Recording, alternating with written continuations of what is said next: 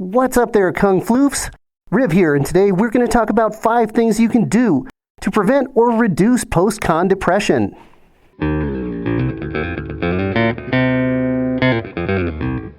Now, I know people get post-con depression or don't get post-con depression to varying degrees, but I think this information will be helpful to everybody who attends conventions, whether they're furry or otherwise. Alright, on with our list. Thing number 1 that you can do to reduce post-con depression is don't leave ear. Don't leave early. I had to abbreviate on my notes. Don't leave the con early if you can possibly help it. Stay till at least Sunday night. Unless you absolutely have to work on Sunday or something like that, or complete a project for school on Sunday, plan to stay for the whole con. Staying there till Sunday night and watching the con wind down can psychologically kind of help you ease out of the con. If you leave early while the con's still going on, you know people are still having fun. It's a really jarring break from the con, and it can be really difficult. The worst PCD I ever had was when I did this. My roommate didn't book the room for Sunday night, and I didn't really think much of it until I realized I had to be out of the room at 11 a.m. on Sunday. Now, the problem was I didn't have anywhere to put my fursuits other than my car, and it was 106 degrees outside, which would have ruined my fursuits. So I ended up leaving, and it was the worst thing ever. I was driving away. I kept wanting to turn back. I was thinking of all these people having fun, and the fact that I wasn't there having fun anymore. It was really bad, probably the worst post-con depression I've ever had. I will never do that again. Number 2, keep in touch with your friends from the convention. I know a lot of us are introverts, and I'm guilty of that myself. I am never the one who reaches out and messages people. I always wait for them to message me. Once they do, I'll have a conversation for hours sometimes, but I'm never the one that reaches out. If you're like that too, try to push yourself to get over it. One of the best things you can do to help with PCD is to keep connected with the people you had fun with at the con. That way, instead of sitting by yourself thinking about the con, you can reminisce with other people about all the fun times you had. That way, you can help each other with PCD, because they might be feeling it too. And that brings us to number 3, distractions. It might be better, instead of taking some extra time off after the con, to actually go back to work or go back to school. That way you give yourself something to do other than sit around and think about the convention. And if objects related to the convention make you get depressed looking at them, you might want to consider putting them away for a while until the PCD starts to fade a bit. And then you can take them out again and look at them and have happy memories. Con badges and stuff you bought at the dealer's den and things like that can be great keepsakes, but early on they might put you back into that negative space if you're sitting around staring at them and they keep reminding you that you're not at the con anymore and the con is over. Also, consider getting right back into your hobbies as soon as you get home from the con. Whether it's art, music, exercise, it doesn't really matter. Again, it's taking your mind away from sitting and dwelling on the fact that the convention is over. Alright, on to number 4. The 4th thing you can do to reduce post-con depression is to go to more conventions. Now, some of you are going to be like, well, I can't afford to go to more conventions. I can only afford to go to 1 convention a year or maybe 2 conventions at the most. I just don't have the money. I'm going to tell you right now, you might be surprised. You might be able to go to more cons than you think. It's all about money management. If you only go to 1 con a year, do you treat it like a big super special blowout thing and spend a whole ton of money? Be honest with yourself. Did you spend $300 in the dealer's den that you probably didn't need to? Did you have only 1 roommate or no roommates? Did you go out to eat every meal? Did you go out and drink at the bar? All of those things add up to make conventions really expensive if you're not careful with your money.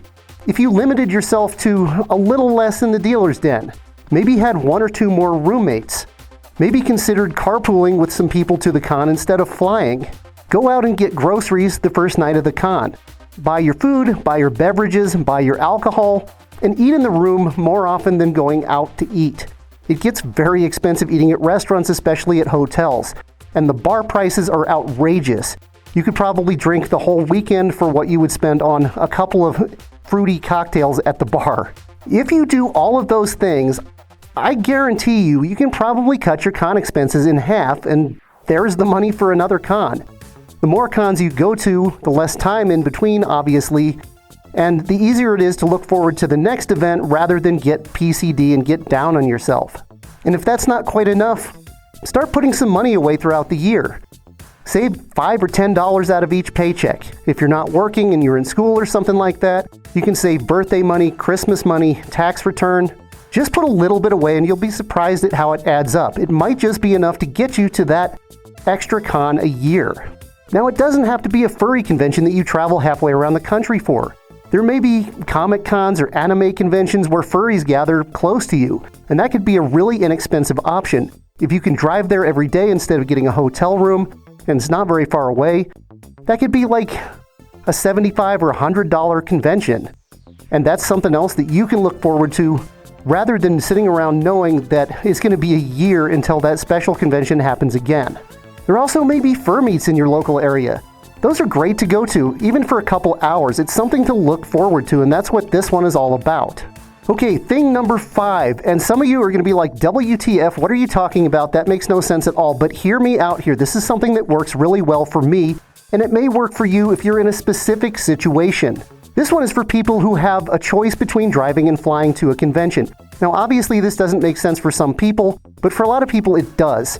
If you're kind of on the fence on whether you're going to make a long drive or a short flight to the convention and you have the money to do it, I would highly recommend you fly.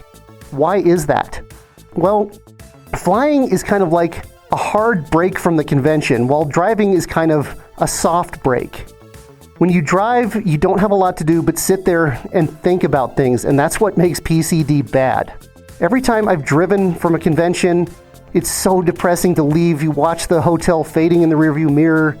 Sometimes you want to turn around and go back because there's like 5 furries left in the lobby on Monday morning. You have a long time to sit there and get depressed. Flying, on the other hand, is really distracting. Whether you leave on Sunday evening or Monday morning, there's a lot to do in advance. You have to make sure you're checked in online. You have to get all your luggage packed and make sure there's not stuff in there that isn't supposed to be. You wouldn't want TSA pulling out your silicone sculpture you bought in the adult dealer's den in front of all the other travelers. Then you've got to get up. You've got to get to the airport. You've got to check your baggage. You've got to figure out what terminal you need to be in. You've got to figure out what gate you need to be at. Then you have to wait for your group to be called. Then you get on there. Hopefully you found something to eat or drink during that time. You get on the plane and you're transported at 500 and something miles an hour abruptly back to the general vicinity in which you live. It's kind of a jarring removal from the con. It just sort of plops you back home, and it helps for me to make a mental separation from the convention. It sounds weird, but it does actually work. All of a sudden, there I am in a different city, and I'm on my way home, rather than sitting in a car for 8 or 12 hours sometimes, thinking about the fact that the con is over and how bad that sucks. All right, there were my 5 things to help you prevent or reduce post-con depression or post-event depression. This can work for anything. I know you have more, so let me know in the comments what are some of the things you do to prevent post-con depression. I hope this video was helpful for you, or maybe you just got a couple little tidbits of information out of it. We'll see you next time. We're headed to MFF next week, and after that we will have the MFF video, and we're planning on making the best one ever. Thanks for stopping by, and thank you especially to our lovely patrons. We'll see you after MFF. Until then, you stay safe and stay fuzzy.